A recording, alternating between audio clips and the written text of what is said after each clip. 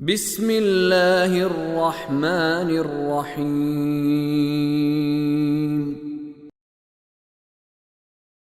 وهذا كتاب أنزلناه مبارك مصدق الذي بين يديه ولتنذر أم القرى ومن حولها والذين يؤمنون بالآخرة يؤمنون به وهم على صلاتهم يحافظون 92 وهذا كتاب أنزلناه مبارك مصدق الذي بين يديه، اور یہ ایک ایسی کتاب ہے یعنی قرآن، یہ ایک ایسی کتاب ہے جس کو ہم نے نازل کیا مبارکن برکتوں والی، مصدق، یہ برکتوں والی سے ہم سے کیا سمجھے؟ اس کے اندر پیسے رکھو تو ڈبل ہو جاتے ہیں، اس کے اندر سے یہ ہو جاتا ہے، فلان ہو جاتا ہے، وہ ہدایت کی برکت، جس کو اللہ نے کہا اس کی پرواہ کوئی نہیں کسی کو، اس قدر سیدھے راستے سے منہ پھیر دیا گیا الٹی سیدھی باتیں کر کے، اور قوم کو ذمہ داریوں سے غافل کر دیا گیا جو ذمہ داریاں قرآن دیتا ہے۔ اسلام ایک پریکٹیکل ترین دین کہ جس کو ماننے والا ایک انتہائی پریکٹیکل انسان ہوتا ہے، اس کو ٹوٹکوں پہ لگا دیے، خود محنت نہیں کرتا اور ٹوٹکے کر رہے کہ اللہ تعالیٰ اس کی ٹانگیں توڑ دے اور اس کو تباہ کر دے اور اس کا یہ کر دے اس کا وہ کر دے۔ اس کام کے یہ سکھانے رسول اللہ آئے تھے یہاں پر۔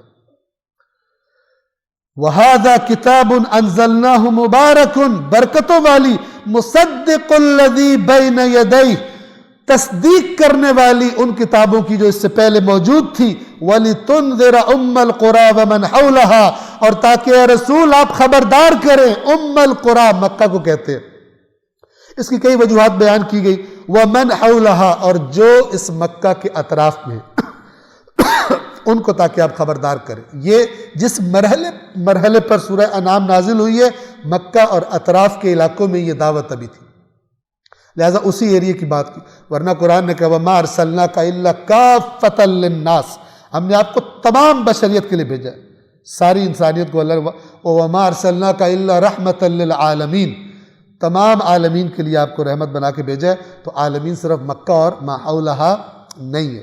یہ چونکہ اس مرحلے میں جب یہ سورۃ الانعام نازل ہوئی ہے تو ابھی یہ دعوت وہیں تک تھی، لہذا اس کا ذکر کیا ہے۔ والذین یؤمنون بالآخرہ، اور وہ لوگ جو آخرت پر ایمان رکھتے ہیں، یعنی جن کو ہے کہ ہمارا حساب ہوگا، یؤمنون بہ، وہ اس کتاب پر ایمان رکھتے ہیں، یعنی جن کو آخرت کا حساب ہے وہ اس کتاب میں سے دیکھتے ہیں کہ حساب کیسے کلیئر کرنا ہے ہمیں، اور جن کو کہتے ہیں ایمان ہے لیکن ان کو پرواہ کوئی نہیں، ان کو قرآن کی بھی پرواہ کوئی نہیں۔ توجہ سے سنیں، اللہ تعالیٰ ایسی باتیں نہیں کرتا، آپ غور کریں تو بڑا زبردست لنک نظر آئے گا آپ کو۔ ایک بندہ کہتا ہے آخرت آنی ہے، تو پھر آخرت سنوارنے کا سب سے بیسٹ راستہ کہاں سے ملنا ہے؟ قرآن سے ملنا ہے، اوتھینٹک، لا ریب فیہ، اس کو تو قرآن ہر وقت اس کا اوڑھنا بچھونا ہونا چاہیے، اس کو سب سے زیادہ انفارمیشن دین کی قرآن سے ہونی چاہیے، اس کو ہے ہی کوئی نہیں۔ کیا مطلب؟ اس کا مطلب ہے کہتا تو ہے مجھے آخرت میں بڑا پکا ایمان ہے، لیکن کسی اور چکر میں لگا دیا اس کو۔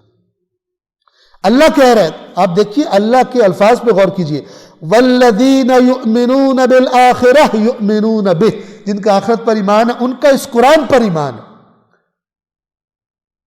اور اللہ کی کتاب پر ایمان کا کرائٹیریا، نشانی، علامت قرآن نے کیا بتائی ہے؟ سورۃ البقرہ کی آیت نمبر 121 میں بتائی ہے، الذین آتیناہم الکتاب یتلونہ حق تلاوتہ اولئک یؤمنون بہ، وہ لوگ جن کو ہم نے کتاب دی ہے اور اس کتاب کی تلاوت ایسے کرتے ہیں جیسے تلاوت کرنے کا حق ہے، یہ وہ لوگ ہیں جو اس کتاب پر ایمان رکھتے ہیں۔ اب بتائیں حق کی تلاوت کیا ہوتا ہے؟ امام جعفر صادق علیہ السلام کی ایک طولانی حدیث ہے جس میں امام نے بتایا کہ حق کی تلاوت کیا ہوتا ہے، ٹھیک ہے؟ کئی جگہوں پہ ہم نے بیان کی ہے، جنہوں نے سنی آپ کو معلوم ہوگا، اس حدیث کو آپ پڑھ لیں، پتہ چلے گا حق کی تلاوت کا تو اس معاشرے میں نام و نشان ہی کوئی نہیں۔ چراغ لے کے ڈھونڈیں گے پھر بھی نہیں ملے گا بندہ کہ جو حق کی تلاوت جو امام نے بتایا وہ کرتا ہو، باقی ٹوٹکوں پہ سارے خوش ہیں۔ جو میں ٹوٹکے کیوں کہتا ہوں؟ اس لیے کہ جو اہم ترین چیز ہے وہ نظر نہیں آتی، اور باقی چیزوں کا اتنا پروپیگنڈا کیا کہ وہ لگتا ہے سارا دین ہی وہی ہے۔ والذین یؤمنون بالآخرۃ یؤمنون بہ، اور وہ لوگ جو ایمان رکھتے ہیں آخرت پر وہ اس قرآن پر ایمان رکھتے ہیں، اور ان کی نشانی کیا ہے؟ وَهُمْ عَلَى صَلَاتِهِمْ يُحَافِظُونَ، اور وہ اپنی نماز کے محافظ ہوتے ہیں۔ محافظ کسے کہتے ہیں؟ جیسے باڈی گارڈ ہوتا ہے، کوئی کمی نہ آ جائے اس میں، کوئی، وہ اپنی نمازوں کے محافظ ہیں جو اس پر ایمان رکھتے ہیں۔ ادھر کچھ نماز کے ساتھ گیم بنائی ہوئی، ممبروں سے مذاق اڑا رہے ہیں بعض لوگ نماز کا، اور ان کے مذاق اڑانے پہ، اس کو ان امپورٹنٹ کر کے پیش کرنے پر بعض لوگ خوش ہو رہے ہیں۔ فتنہ واضح ہونا چاہیے۔ اللہ العلی العظیم۔